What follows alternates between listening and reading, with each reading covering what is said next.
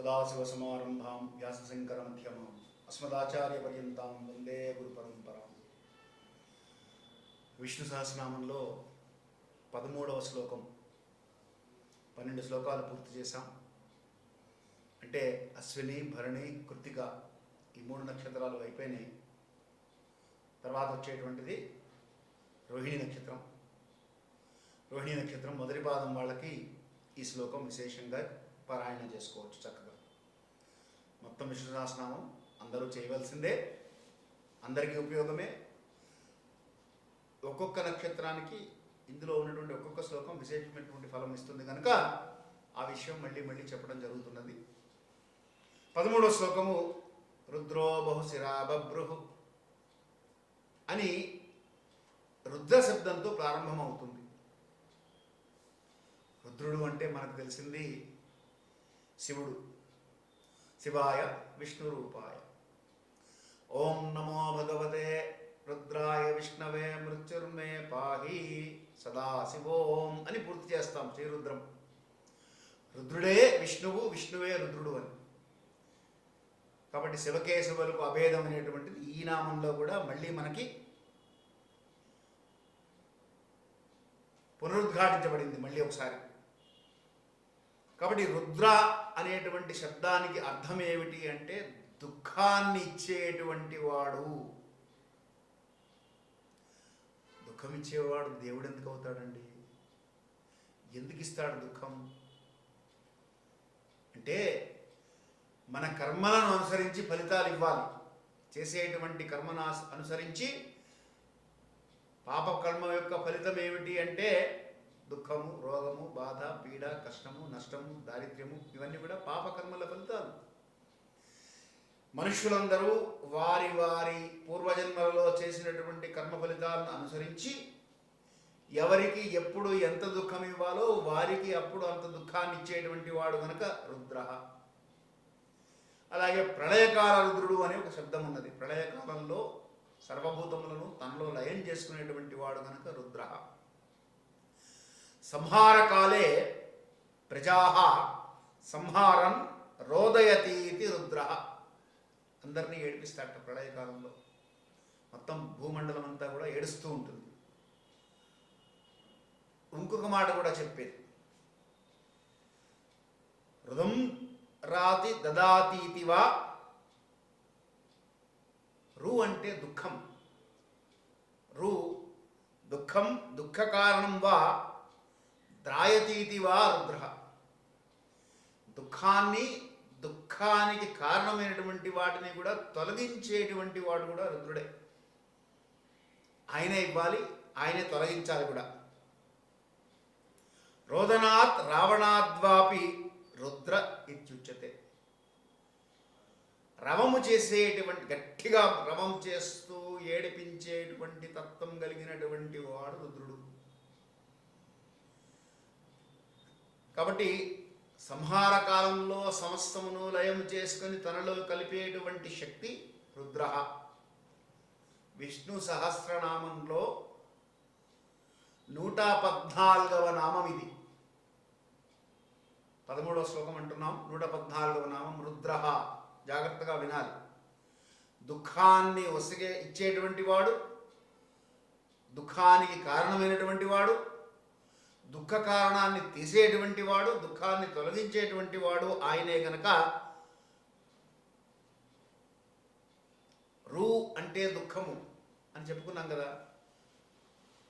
ద్రావయతీతి రుద్ర అంటే ద్రవించి వేస్తాడట దాన్ని. ఆ దుఃఖాన్ని తీసివేయాలి అనుకున్నప్పుడు ఆయన అంటే అనుభవించవలసినటువంటి కర్మ ఫలితం అనుభవించగానే ఆ దుఃఖాన్ని తొలగించాలి. ఎవరు తొలగిస్తారో ఆయనే తొలగించాలి.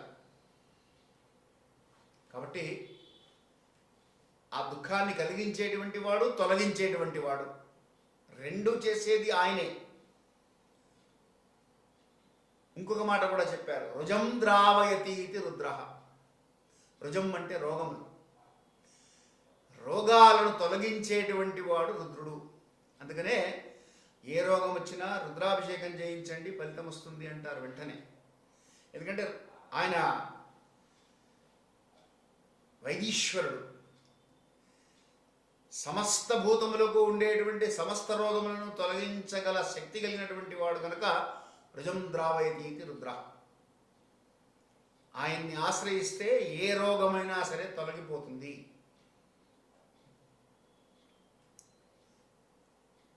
రాముడంతటి వాడు యుద్ధంలో మన వాల్మీకి రామాయణంలో వర్ణిస్తారు. యుద్ధకాండలో రాముడు శాంత స్వభావం కదండి.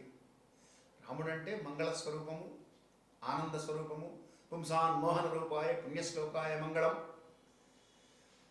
ఎప్పుడూ చిరునవ్వుతో ఉండేవాడు. రామ కమలపత్రాక్ష సాధు సత్యపరాక్రమ, ఇవన్నీ కూడా చెప్పుకున్నాం. కానీ ఆయన కూడా రుద్ర అవతారం ఎత్తి యుద్ధం చేశాడట. అంటే రుద్రుడు ఆవహించాడు రాముణ్ణి, ఆవహించి రాక్షస సంహారం జరిపించాడు. అంటే విశ్వమంతా వ్యాప్తి చెంది ఉన్నటువంటి విష్ణువే రుద్రుడు. మొదలే చెప్పాను, ఓం నమో భగవతే రుద్రాయ విష్ణవే మృత్యుర్మే పాహి. అంతేకాదు, యో రుద్రో విశ్వ భువన నివేశ తస్మై రుద్రాయ నమో అస్తు అంటాం శ్రీరుద్రంలో. విశ్వమంతా వ్యాప్తి చెంది ఉన్నటువంటి రుద్రుడికి నమస్కారము అని. ప్రారంభంలోనే నమస్తే రమణ్యోదో దశవే నమః అని మొదలు పెడతాం.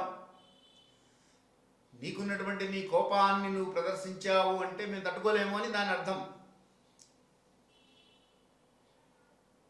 యాతే రుద్ర శివాతను ఘోరాపాపకాశిని, ఇవన్నీ కూడా మంత్రాల్లో చాలా భాగం, చాలా అర్థం. విశ్వమంతా వ్యాప్తి చెంది సమస్త జీవులకు మూల కారణమై రుద్ర దుఃఖాన్ని ప్రసాదించేటువంటి వాడు, కారణాన్ని తొలగించేటువంటి వాడమైనటువంటి నీకు నమస్కారం అనేటువంటి భావంతో ఆ నమస్కారం రుద్రమంతా కూడా నమః నమశబ్దాలతోనే పెడుతుంది. అందుకనే నమస్తే రమణ్యమాని మొదలయ్యి మొత్తం అంతా కూడా నమశబ్దాలతో పెడుతూ ఉంటుంది. రుద్రమంతా కూడా నమస్కారం నమస్కారం నమస్కారం అని ఆయనకి నమస్సులు అర్పిస్తూ ఉంటాం. కాబట్టి విష్ణు సహస్రనామంలో ఇదొక నామం రుద్రుడు. అంటే రుద్రుడు వేరు విష్ణువు వేరు కాదు. తర్వాత బహుశిరాహ, బహూని శిరాంసి యస్యేతి బహుశిరా, చాలా తలకాయలు ఉన్నటువంటి వాడు అని మామూలు తెలుగులో చెప్పుకోవాలంటే మనం. సహస్రశీర్ష పురుష సహస్రాక్ష సహస్రపాద కదా. అక్కడ సహస్రము అంటే 1000 అని కాదు అర్థం, అనంతము అని. ఇప్పుడు నీకు 1000 సార్లు చెప్పాను అంటాం. 1000 సార్లు చెప్పాను అంటే నిజంగా లెక్కపెట్టి 1000 సార్లు చెప్పామా? చాలాసార్లు చెప్పాము అని అర్థం. లెక్కలేనన్ని సార్లు చెప్పాను అని అర్థం.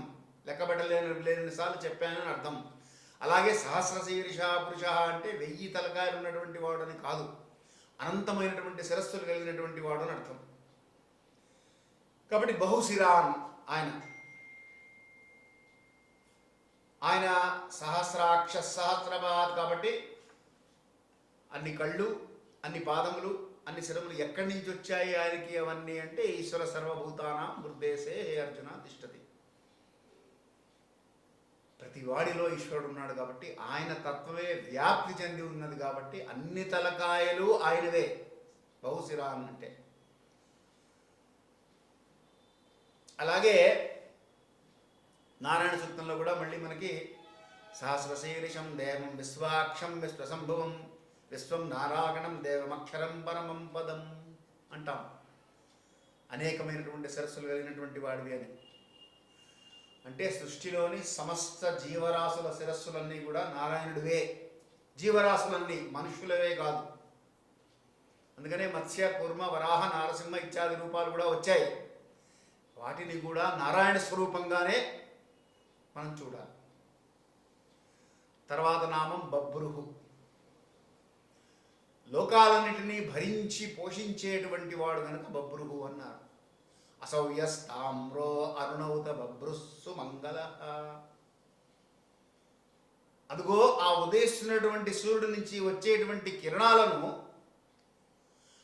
అరుణ కిరణాలు అవన్నీ కూడా అంటే ఒక రకమైనటువంటి ఎరుపు రంగులో ఉండేటువంటి కిరణాలు. ఉదయించేటువంటి సూర్యుడిని చూస్తే ఆ ఆహ్లాదం వేరు. ఆ ఆనందం పొందాలి అంటే కన్యాకుమారికి వెళ్ళాలి, వెళ్ళి సూర్యోదయాన్ని చూడాలి. వేల మంది ఉంటారు అక్కడ. ఆ సమయానికి అందరూ ఎదురు చూస్తూ ఉంటారు. బింబ దర్శనం కాగానే ఎవరు చెప్పక్కర్లా వాళ్ళకి. అందరూ టకటక చప్పట్లు కొడతారు, కేరింతలు కొడతారు, ఆహ్లాదభరితమైనటువంటి వాతావరణం ఏర్పడుతుంది. కాబట్టి అసౌ అదుగో యహ ఏదైతే తామ్రవర్ణంలో సూర్యకిరణాల రూపంలో ప్రత్యక్షనారాయణుడు లోకాలను భరించడానికి వస్తున్నాడో, అరుణ ఉద బబ్బురు, ఈ లోకాలన్నింటినీ భరించడానికి వస్తున్నాడు ఆయన, పోషించడానికి వస్తున్నాడు. సూర్యకిరణాలు తగలకపోతే పూల మొక్కలు కూడా వికసించుకోవండి, ఫలాలు రావు, ఆహార ధాన్యం పండదు, ఎండ తగలాల్సిందే ప్రతిదానికి. ఇది లేకుండా ఏది మనుషులు కూడా విటమిన్ డి లోపమైపోతుంది సూర్యకిరణం లేకపోతే. కాబట్టి ఆ కిరణాల రూపంలో ప్రసరిస్తున్నటువంటి విష్ణు భగవానుడికి బభ్రుహు, లోకాలను భరిస్తున్నాడు కనుక. భగవద్గీతలో మావిష్యచ భూతాని ధారయాం యహమోజస పౌష్ణామి చౌషధీ సర్వ సోమో భూత్వా రసాత్మక అంటాడు. అంటే సూర్య చంద్రుల రూపంలో నేను ఈ భూమి అంతని కూడా భరిస్తున్నాను, పోషిస్తున్నాను.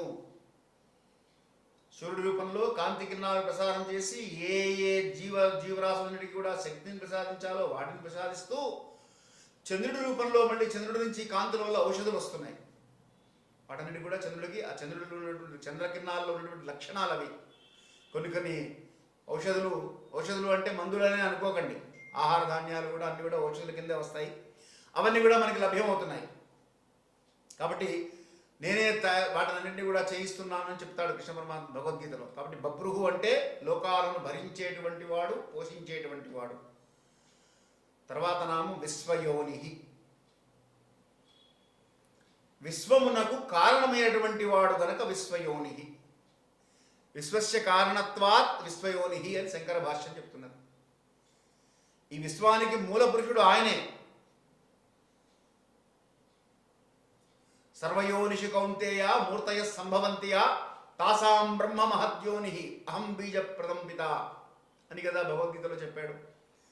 ఈ సృష్టిలో కనబడుతున్నటువంటి సమస్త యోనులందరూ కూడా నా యొక్క మూలము వల్లనే. కాబట్టి విశ్వయోని. మనకి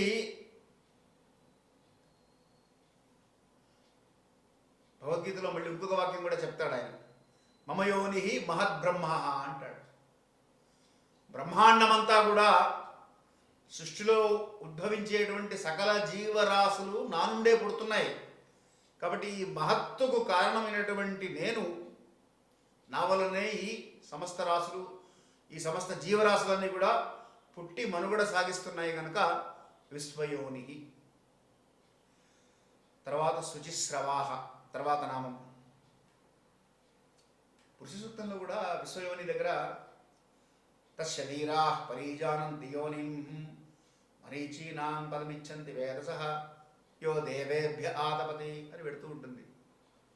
అంటే ధీరులైనటువంటి వారు పరీజానంతి యోనిం, ఆ యొక్క విశ్వము యొక్క మూల కారణమైనటువంటి బ్రహ్మము యొక్క మూలము మహాత్ములందరూ చక్కగా తెలుసుకొని ఉన్నారు అని వేదం చెప్తుంది. కాబట్టి విశ్వయోని అనేటువంటి శబ్దం అంత విశిష్టమైనటువంటిది, బ్రహ్మయోగాన్ని కలిగిస్తుంది దీన్ని సరిగ్గా మనం అర్థం చేసుకుంటే. తర్వాత నామం శుచిశ్రవాహ. శుచి అంటే శుభ్రమైనటువంటివి, పుణ్యప్రదమైనటువంటివి. స్రవాహ అంటే అటువంటి నామములచే కీర్తింపదగినటువంటి వాడు అని అర్థం. శుచీని స్రవాంసి నామాని శ్రవణీయాని అస్యేతి శుచిస్రవాహ అని శంకర భాష్యం చెప్తున్నది. పవిత్రాణం పవిత్రమ్యో మంగళానాం చ మంగళం కిమేకం దైవతానాం అని వెళ్ళింది కదా మొదట్లోనే. అతి పవిత్రములలో పవిత్రమైనటువంటిది ఏది, మంగళములలో మంగళమైనటువంటి నామం ఏది అని అడిగితే కదా ఇదంతా మొదలైంది. కాబట్టి అతి పవిత్రమైనటువంటి నామం విష్ణునామములే గనక ఆయన నామం శుచిశ్రవాహ. హరినామమే కడు ఆనందకరము మరుగవో మరుగవో మరుగవో మనసా అని అన్నమాచార్య కీర్తన చేశారు. ఈ నామస్మరణ చేయడం చేత పవిత్రమైనటువంటి నామం చేస్తున్నాం, పుణ్యప్రదమైనటువంటి నామం చేస్తున్నాం. ఆ నామము కీర్తన చేయడము లేదా కనీసం శ్రవణం కూడా, శ్రవణం, కీర్తనం, విష్ణోస్మరణం, పాదసేవనం, అర్చనం, వందనం, సఖ్యం, దాస్యం, ఆత్మ నివేదనం అని నవవిధ భక్తి మార్గాలు చెప్పారు. దాంట్లో శ్రవణము ద్వారా కూడా, అందుకనే వినరో భాగ్యము విష్ణు కథ. విష్ణు కథలు వింటూ ఉంటే చాలు, దానివల్ల కూడా భాగ్యము కలుగుతుంది. ఆ విష్ణునామం యొక్క శాంతి పర్వంలో, మహాభారతంలో శుచీని శ్రవణీయాని శృణోమిహ ధనంజయ నచ పాపాని గృహ్ణముతతో అహం వై శుచిశ్రవా. అంటే విశ్వమంతా కూడా పరమాత్మ యొక్క శ్రవణేంద్రియములు వ్యాపించి ఉన్నాయట. శ్రవణులు అని ఉంటారు అని చెప్పేవారు పూర్వం పెద్దలు. నువ్వు అశుభం పలకకు, తథాస్తు దేవతలు ఉంటారు, అలాగే శ్రవణులను ఉంటారు. వాళ్ళు మన కళ్ళకు కనబడరు, వాళ్ళు మనం మాట్లాడే మాటలన్నీ వింటూ ఉంటారు. రికార్డింగ్ డివైజెస్ అవి, దానివల్ల నీకు పాపం చుట్టుకుంటుంది. అలాగే తథాస్తు దేవతలు ఉంటారు, వాళ్ళ పని ఏం లేదు, వాళ్ళు తథాస్తు తథాస్తు తథాస్తు అనుకుంటూ వెళ్ళడమే. వాళ్ళు తిరుగుతూ ఉంటారు, తథాస్తు అని తిరుగుతూ ఉంటారు. మనం మంచి అన్నా వాళ్ళు తథాస్తు అంటారు, మనం చెడన్నా వాళ్ళు తథాస్తు అంటారు. అందుకని తల్లిదండ్రులైనా సరే పిల్లల విషయంలో కోప్పడేటప్పుడు జాగ్రత్తగా కోప్పడండి అని మన పెద్దలు చెప్పేవారు. ఓర్ని దుంప పిలకయ్యా అనేవాడు. అది తిట్టు. నిజానికి దుంప పిలికేయడం అంటే ఏమిటి అంటే, నీ వంశాభివృద్ధి కలుగుగాక, నీకు సంతానం కలుగుగాక, నీ సంతానం ద్వారా ఈ వంశం అభివృద్ధి కలుగుగాక. అప్పుడు ఓర్ని దుంప పిలకయ్యా అన్నప్పుడు తథాస్తు అంటే కూడా మంచిదే, ఫలితం వస్తుంది. దాని బదులు అక్కడ ఏదో అనరాని మాట అన్నారనుకోండి, తథాస్తు దేవతలు తథాస్తు అంటే అది జరిగిపోతుంది. తర్వాత బాధపడేది తల్లిదండ్రులే. కాబట్టి పద్భ్యాం భూమి దిశ శ్రోత్రాగాత్ తథా లోకాగం కల్పయన్ వేదాహమేతం పురుషం మహాంతం. అటువంటి పురుషుడు దిశశ్రోత్రాత్, అన్ని దిక్కుల ఆయన కళ్ళున్నాయి, ఆయన చెవులున్నాయి, ఆయన కళ్ళున్నాయి. కాబట్టి మనము ఏ నామము చేసినా ఆ నామం ఆయనకు వినబడుతుంది. తర్వాత నామం అమృత. అమృత అంటే మరణము లేనటువంటి వాడు. ఆయనకి నిత్యుడు, శాశ్వతుడు. అజో నిత్య శాశ్వతోయం పురాణం నహన్యం నహన్యతే హన్యమానే శరీరే అని కదా చెప్పుకున్నాం. కాబట్టి నిత్యముగా ఉండేటువంటి వాడు కనుక అమృత. నవిద్యతే మృతం మరణమస్యేతి అమృత అని శంకర భాష్యం చెప్తున్నది. అంటే ఎవరు ఈ మరణం లేనటువంటి వాడు అంటే, జీవన్ముక్తుడు మరణం లేనటువంటి వాడు అన్నారు. జీవన్ముక్తుడు అంటే ఎవరు? రాగద్వేషాలకు అతీతంగా ఉంటూ జ్ఞానవంతుడై ధీరస్తత్రనముచ్యతి.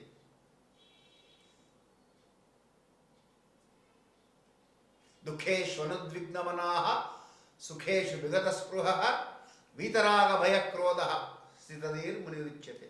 ఆ ధీహి అంటే ధైర్యం కలిగినటువంటి వాడు, బుద్ధిమంతుడు, జ్ఞానవంతుడు, ఈ రాగద్వేషాలకు అతీతంగా ఉంటాడు కనుక అతనికి విషయేంద్రియాలేవి బాధించవు. ఈ విషయేంద్రియాల బాధ లేనప్పుడు బ్యాలెన్స్డ్గా ఉంటుంటుంది లైఫ్ ఎప్పుడు కూడా. కాబట్టి అతను జీవన్ముక్తుడు. ఆ స్వభావము పరమాత్మకు ఉన్నది కనుక నమే కర్మాని ఫలం నమే కర్మఫలం, నాకు కర్మఫలం అంటదు అని కూడా చెప్పాడు కదా. అట్లా ఉండగలగాలి మనం కూడా. అలా ఉంటే అమృత, అమృతతత్వం మనకు కూడా అంటుకున్నట్టే. బృహదారణ్యకోపనిషత్తులో ఒక ఉపనిషత్తు ఉంది. ఈ బృహదారణ్యకోపనిషత్తులో ఈ విష్ణుతత్వాన్ని వర్ణిస్తూ అజరో అమరహ అంటుంది. జరము అంటే ముసలితనం, మరణము. జన్మ దుఃఖం, జరా దుఃఖం, జాయా దుఃఖం పునః పునః, సంసార సాగరం దుఃఖం అని ఈ పుట్టడము, ముసలితనము, మరణించడము, ఈ చక్రంలోంచి బయటపడాలి అంటే అమృతత్వాన్ని అలవాటు చేసుకోవాలి. ఆయన నామం చేయగా చేయగా చేయగా ఆ రూపము, ఆ లక్షణము, ఆ గుణము, అటువైపు ప్రయత్నము, సాధన ప్రారంభం చేస్తాం. ముండకోపనిషత్తు అని ఇంకొక ఉపనిషత్తు ఉంది.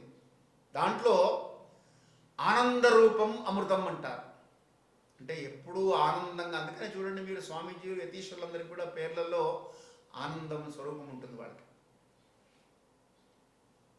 స్వరూపానంద స్వామి, సచిదానంద స్వామి, చిన్మయానంద స్వామి. ఎందుకంటే ఆనందం వాళ్ళ స్వరూపంగా వాళ్ళు మార్చుకొని జీవిస్తున్నారు. వాళ్ళు మార్చుకున్నప్పుడు మనం ఎందుకు మార్చుకోలేకపోతున్నాము అంటే మనం ఈ లంపటాలు పెట్టుకుంటున్నాం. మనం అంటే నాబోటివాడు. ఈ లంపటాలు పెట్టుకుంటున్నాం కనుక అది సాధ్యం కావడంలా. అది సాధనలో మనం సాధ్యం చేసుకున్న నాడు అమృత. అందుకనే చాలదా హరినామ సౌఖ్యామృతం అని చక్కగా అన్నమాచార్యులు వారు కీర్తన చేసుకున్నారు. ఆయన చూడండి, ఎక్కడెక్కడ ప్రతి నామానికి ఒక కీర్తన కనబడుతుంది ఆయనది. అంటే నామమే కీర్తనగా మార్చుకొని పానీయములు త్రాగుచున్, గుడుచుచున్, భక్షించుచున్, హాసలీలా అనుగ్రహాలను చేయుచున్ అన్నట్లుగా సంతతము ఆ నామస్మరణే జీవనంగా గడిపి మోక్షం పొందినటువంటి మహనీయుడు కనుక ఆ మార్గంలో మనం కూడా వెళ్ళవచ్చు. తర్వాత నామం శాశ్వత స్థాణు. శాశ్వతశ్చ అసౌ స్థాణు అని శంకర భాష్యం చెప్తోంది. అంటే శాశ్వతుడు, స్థిరముగా ఉన్నటువంటి వాడు, కదలిక లేకుండా ఉన్నటువంటి వాడు. స్థాణు అంటే మామూలుగా రాళ్ళు అని చెప్తుంటారు, కదలిక లేకుండా ఉంది అని. సమస్త జగత్తులో చైతన్య స్వరూపం ఆయనే అయినప్పుడు ఆయన కదలిక లేకుండా ఎందుకుంటుంది? ఎక్కడ కదలకుండా ఉండాలో అక్కడ కదలకుండా ఉండగలడు, ఎక్కడ కదలిక కావాలో అక్కడ కదిలించగలడు, ఏది కదలకూడదో దాన్ని కదలనీయకుండా ఉంచగలడు. భూమికి సూర్యుడికి దూరం అంతే ఉండాలి, అది అక్కడే ఉండాలి, అది స్థిరంగా అంతలోనే ఉండాలి, అది ముందుకు రాకూడదు, వెనక్కి వెళ్ళకూడదు. కాబట్టి దాన్ని స్థిరంగా అక్కడ ఉంచేటువంటి వాడు, ఉంచగలిగినటువంటి వాడు కనుక శాశ్వతంగా ఎప్పటికీ ఉంచుతున్నాడు. ఇప్పుడు కొంతమంది ఏమంటుంటారంటే కాలం మారిపోతుందండి, ఈ కాలంలో ఏమిటండి అంటుంటారు. ద్వాపర యుగంలో కూడా తూర్పునే ఉదయించాడు సూర్యుడు, త్రేతాయుగంలో కూడా తూర్పునే ఉదయించాడు సూర్యుడు. ఇది కలియుగం అండి, పశ్చిమాన్ని ఉదయిస్తున్నాడని చెప్పమని పోనీ ఎవరన్నా. కాబట్టి శాశ్వతంగా కొన్ని ధర్మాలు శాశ్వతంగా ఉంటాయి కనుక ఆ శాశ్వతమైనటువంటి ధర్మాలని శాశ్వతంగా పాలిస్తూ యుగ ధర్మాలని కొన్ని చెప్పారు మనకి. ఈ యుగంలో ఈ ధర్మం లేదు, ఇది ఈ ధర్మం అని. ఆ యుగ ధర్మాలకు అనుగుణంగా ఆ ధర్మాలను మార్చి దాని తగ్గట్టుగా దాన్ని మళ్ళీ ఆ యుగం అయిపోయే వరకు దాన్ని శాశ్వతంగా ఉంచాలి. కాబట్టి అలా శాశ్వతంగా స్థిరంగా ఉంచేటువంటి వాడు కనుక శాశ్వత స్థాణువు.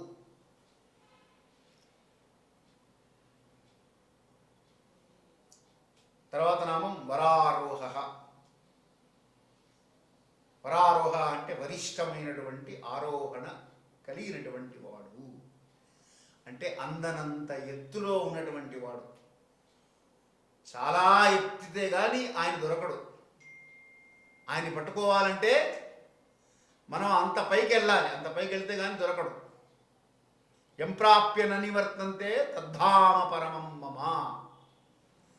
అంటే ఎవరైతే మళ్ళీ రాకుండా ఉండే అంత దూరం వెళ్ళిపోతారో, ఇక మళ్ళీ భూమి మీదకి వచ్చే అవకాశం లేదు, అంత దూరం అంత ఎత్తుకు ఎదిగినటువంటి స్వభావం కలిగినటువంటి వాడు కనుక వరారోహ.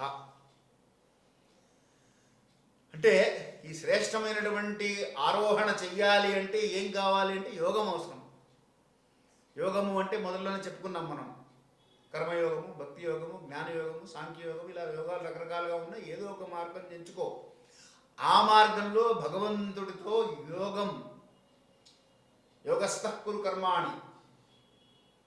అందుకని చేసేటువంటి కర్మలన్నిటి కూడా భగవద్దత్తం చేసి, భగవదార్పణ చేసి, భగవద్ ప్రసాదంగా భావించి మనం జీవనం అలవాటు చేసుకుంటే యోగం చేసినట్టు.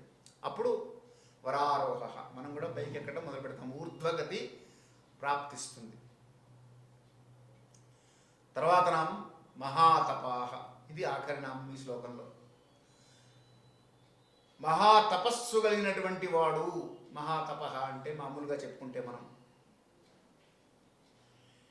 మహత్సృజ్య విషయం తపోజ్ఞానమస్యేతి మహాతపాః. యస్య జ్ఞానమయం తపః ఇది ఐశ్వర్యం ప్రతోపావా తపో మహాదస్యేత్వా మహాతప. అంటే ఇది సంస్కృతంలో కొంచెం కాంప్లెక్స్గా కనబడుతోంది, కానీ సింపుల్గా చెప్పాలంటే సృష్టింపదగినటువంటి ప్రపంచానికి కావలసినటువంటి విభూతులన్నిటినీ కూడా ఏర్పరచగలిగినటువంటి జ్ఞానము కలిగినటువంటి తపస్సు కలిగినటువంటి తపశ్శక్తి కలిగినటువంటి వాడు. అంటే జ్ఞానము, ఐశ్వర్యము, తపము ఇవన్నీ కూడా ఉన్నటువంటి వాడు, సమస్తము కలిగినటువంటి వాడు కనుక ఏమిటి తపస్సు అంటే మహాజ్ఞానమే తపస్సు. జ్ఞానాదేవత కైవల్యం. తపస్సు చేస్తున్నాడు అంటే ఏం చేస్తారు? తపస్సు చేయడం అంటే జ్ఞాన సముపార్జన కోసం తపిస్తున్నాడు. ఆ ఏ జ్ఞానము? బ్రహ్మకు సంబంధించినటువంటి బ్రహ్మజ్ఞానం కొరకు. బ్రహ్మజ్ఞానం కొరకు ఆయన సముపార్జన చెయ్యాలనేటువంటి తపనలో ఉన్నాడు కనుక తపస్సు చేస్తున్నాడు అంటున్నాం. ఈ తపస్సిద్ధి పొందినటువంటి వాడు కనుక ఈయన మహాతప. యః సర్వజ్ఞః సర్వవిద్యస్య జ్ఞానమయం తపః తస్మాత్ ఏతద్ బ్రహ్మనామ రూపమన్నం చ జాయతే అని ముండకోపనిషత్తు చెప్తుంది ఈ మాట. అంటే యః సర్వజ్ఞః, ఎవరైతే సర్వజ్ఞుడో,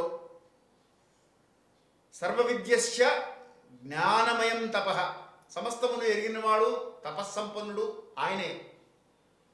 తస్మాత్ ఏతద్ బ్రహ్మనామ రూపం, అందువల్లనే చతుర్ముఖ బ్రహ్మాదులు కూడా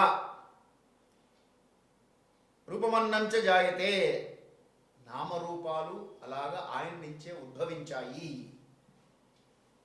అంటే జ్ఞానమయమైనటువంటి తపస్సు నుండే ఈ జగత్తు కూడా ఉద్భవించింది. ఇప్పుడు మీరు చతుర్ముఖ బ్రహ్మగారి ఫోటోలు చూసారంటే ఎప్పుడైనా సరే ఆయన తపస్సులో ఉంటారు, ఆయన ధ్యానముద్రలో ఉంటారు. ఏం చేస్తున్నారు అంటే తపస్సు చేస్తున్నారు. ఆ తపస్సు నుంచే సమస్త భూమండలము సృష్టి అంతా కూడా జరిగింది. కాబట్టి ఆ మహాతప అనేటువంటి నామం విష్ణు భగవానుడికి ఇది 122వ నామం. 13వ శ్లోకం ఇక్కడితో పూర్తి.